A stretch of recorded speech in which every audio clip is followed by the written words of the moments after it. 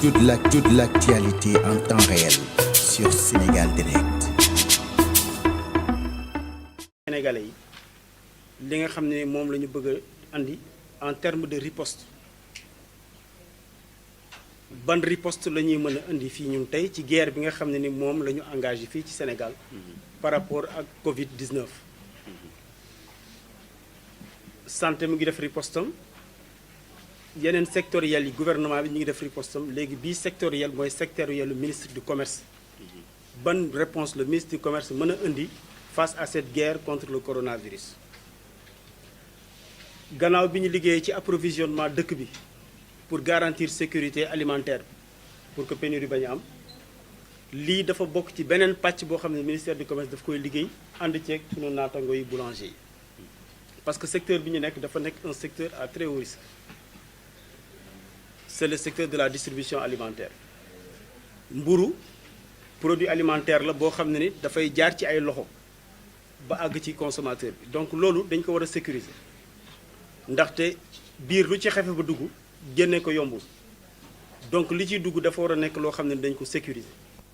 comme ñun dañuy toppatoo santé et sécurité du consommateur donc tey on est à l'aise tey pour toog fii ak consommateurs yi représenté par imam Youssouf Sarr ñu ngi koy nuyu pour mën a wax ak yéen li ñu gis nag mooy que ni mburu tey réglementation bi gay wax na ko décret bi ñëw na depuis fin décembre 2019 mais gën a am ñu tey parce ak situation bi ñuy dund ci secteur boulangerie bi en matière de distribution de pain surtout s'il vous plaît fermez là-bas. lan la ñu mën a def pour gën a yokk sécurité bi ak prévention bi face ak pandémie bi nga xam ne ni moom la ñu am tey ñu jàpp ni nag bi ñu ko xoolee ñu gis ni mburu ci ñaari fànn dafa am danger ni c'est un danger potentiel bi mooy lan mooy distribution mburu bi maanaam mburu bi bu fekkee ni lakk nañ ko ba pare kan moo koy jël yóbbu ko ci fi nga xam ne ni moom lañ ko war a jaayee parce que fi nga ñuy jaayee mburu décret bi daf ko leeral décret bi dafa ne mburu léegi bu ñu ko defaree ci boulangerie bi boulanger bi mën na ko jaay ci boutique am maanaam fi nga xam ne ni fa la ñuy defaree mburu bi boutique yi boulanger yi dañu fa am seen boutique wa ila boulangerie bi ci boppam moom mu am point de vente boo xam ne ni daf ko génnee ci boulangerie bi dem implanté ko ci benn secteur foofu tam mën nañ fa jaay mburu wala ñu ne benn boutique wala point de vente boo xam ne ni dañ ko aménagé spécialement parce que moo bi dafa am solo spécialement pour fu ñuy jaayee mburu waxuñu nga jël benn carton dugal ci sa ay juróomi mbiisu mburu wala sa 10 mbiisu mburu ku ñëw nga rocc ci benn jaay ko loolu du aménagement dañu wax espace boo xam ne dafa nekk ci boutique bi nga aménagé ko spécialement pour vente pour jaay mburu gannaaw loolu ñun gisuñu ko te dañu nekk ci situation boo xam ne dañu war a jël le maximum de mesures de précaution ministère du commerce taxaw ne ñaari vecteurs yooyu dañu koy surveiller ba pare dañu ciy agir benn vecteur bi mooy livraison mburu léegi décret bi nee na mburu véhicule motorisé rek lañ ko war a livrer maanaam oto aménagé donc mburu mënuñu ko jox teg ci pousse-pousse mburu mënuñu ko teg ci vélo mënuñu ko teg ci jakarta nit mënu ko yenu def ay saakom di dem di distribuer mburu loolu décret bi dàq na ko te application décret bi dañuy jàpp ni temb ni dana ciy jóg pour que dorénavant et par rapport ak situation bi ñuy dund tey dootuñu nangu kenn ku distribuer mburu bi lu dul nga def ko ci oto te da ngay doon boulanger ñaareel ba jaay mburu ci yenn conditions yi dootuñu ko nangu boo demee ci boutique boulangerie bi di nga fa fekk mburu bu sell bu baax soo demee ci point de vente boulanger bi di nga fa fekk mburu bu sell bu baax mais boo demee aussi ci boutique bi nga xam ne dañ ko aménagé spécialement pour jaay mburu di nga fa fekk mburu bu baax parce que bu boobaa mburu boobu di nga xam fan la jóge ban boulanger moo ko liggéey di nga ko mën a tracer pour problème bu amee nga mën a remonter dem ba ci boulanger bi moo tax boutique yi nga xam ne ni amuñu aménagement foofu boutique yooyu dootuñu fa fekk mburu parce que li ñuy bañ mooy des manipulations multiples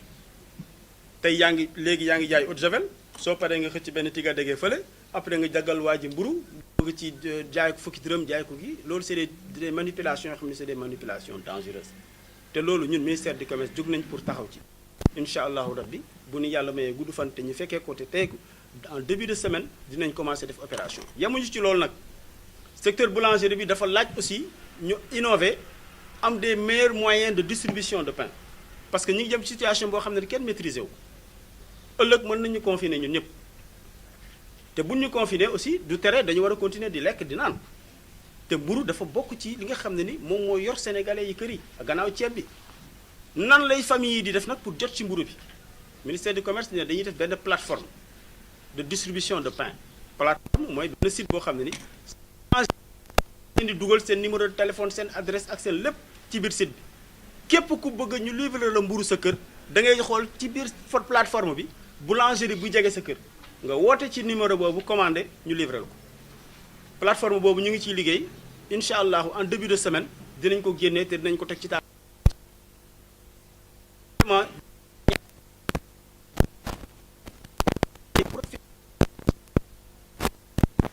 Ça vraiment ñun on sera intransigeant sur cette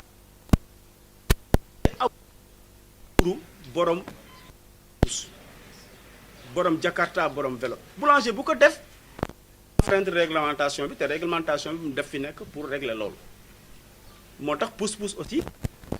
amul droit ñëw ci boulangerie di jëw mburu foofu donc ñaari côté yëpp ku ci nekk dañ lay ar mais boulanger yi ñoom ñoo war a jël jox mburu bi pousse-pousse yi parce que fu ñu ko fekk ci mbedd bi on va sévir incha allah boutique bi aussi amul droit distribuer pain parce que aménagé wu ko donc bi ñu nekk nii ñun on a fait l'état des lieux xam nañ ne boo jëlee 100 boutiques fii 99 yëpp pratiquement kenn aménagé wul sa boutique donc liggéey bi dafay yomb consommateurs yi nag le choix est là jëndi leen mburu bi ci point de vente yi jëndi leen mburu yi ci boulangerie bi comme ça ñu organiser vente bi dans les boulangeries boulangerie aussi recommandations yi ñu leen jox c'est des recommandations de prévention ñu bàyyi boutique yi bàyyi point de vente yi ñëw ba ci boulangerie yi ñu ne dañuy dajaloo foofu pour di def ay attroupement loolu mënta nekk il faut que ñu organiser jaay mburu bi ci boulangerie yéenay jël seen matuwaay kii jaay mburu bi ak ki koy livrer war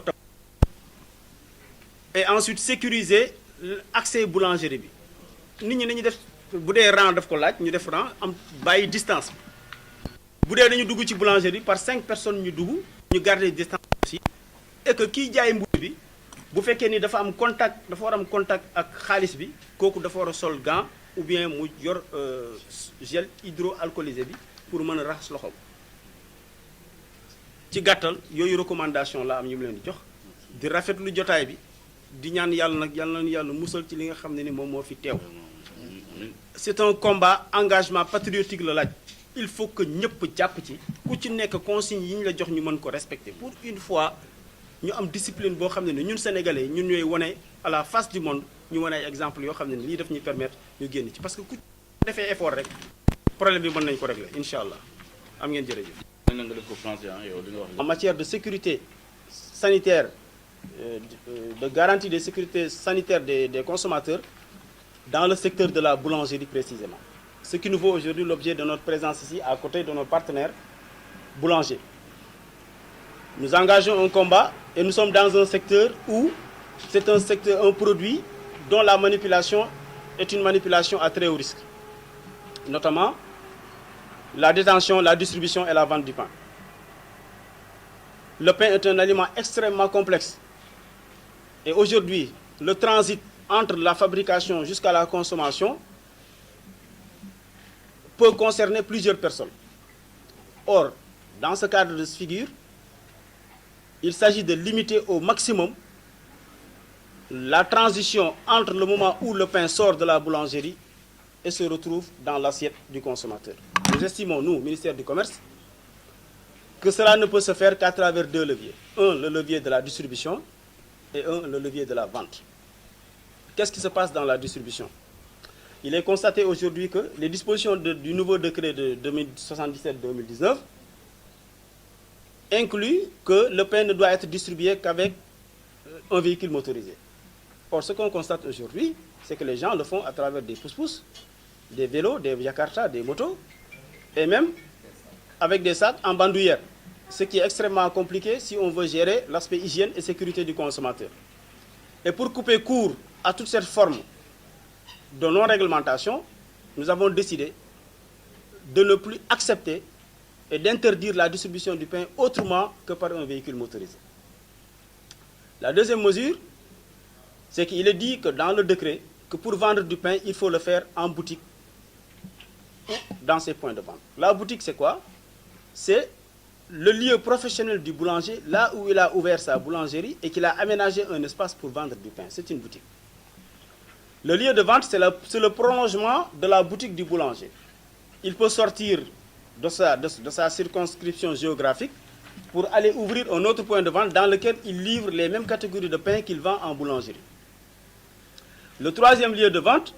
c'est la boutique traditionnelle telle que nous la connaissons aujourd'hui. Et dans ce cas d'espèce, le décret prévoit que cette boutique-là, si elle prétend vouloir vendre du pain, doit aménager un espace spécialement dédié à la vente du pain. Or, de l'étude du marché que nous avons faite, il ressort que sur une population de 100, pratiquement 99% des boutiques ne sont pas à la norme. Et comme nous sommes dans une situation exceptionnelle, il faut nécessairement prendre des mesures pour protéger au maximum le consommateur sénégalais. Dans ces conditions, on ne peut pas autoriser et accepter la vente sous cette forme-là et dans ces lieux-là du pain. Et nous avons circonscrit la vente du pain dorénavant en boulangerie et dans les lieux de vente des boulangers. Donc, le message aujourd'hui, c'est quoi? La distribution du pain ne peut se faire qu'avec des véhicules motorisés et par les professionnels de la boulangerie. C'est le lieu d'attirer l'attention de nos partenaires boulangers, qui leur appartient à eux de prendre les dispositions utiles pour qu'ils ne livrent pas eux-mêmes le pain à ces détenteurs de pousse-pousse. Autrement dit, la loi s'appliquera dans toute sa rigueur, aussi bien du côté du détenteur que de celui qui a donné le pain. La deuxième mesure aussi concerne ce boutiquier-là qui n'est pas aux normes et qui s'entête à vendre ou à distribuer le pain.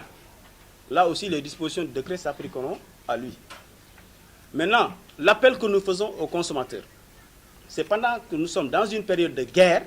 il est nécessaire aujourd'hui que chacun y mette du sien. La santé n'a pas de prix. Elle a certainement un coût, mais ce coût-là, aujourd'hui, on le demande aux consommateurs de le valider à travers le fait de s'abstenir d'aller s'approvisionner dans un lieu où sa santé n'est pas garantie. Et ce lieu-là, pour nous, c'est le point de vente de la boulangerie. La recommandation qu'il va falloir faire aux professionnels boulangers, c'est que ce sera une période de rush. Et comme il y a une réglementation, un arrêté qui interdit le regroupement, il va falloir que vous vous organisiez pour ne pas violer ces dispositions réglementaires. En quoi faisant? En organisant et en réglementant la distribution dans vos points de vente. Les précautions idoines sanitaires normales doivent être prises, les mesures préventives. Celui qui doit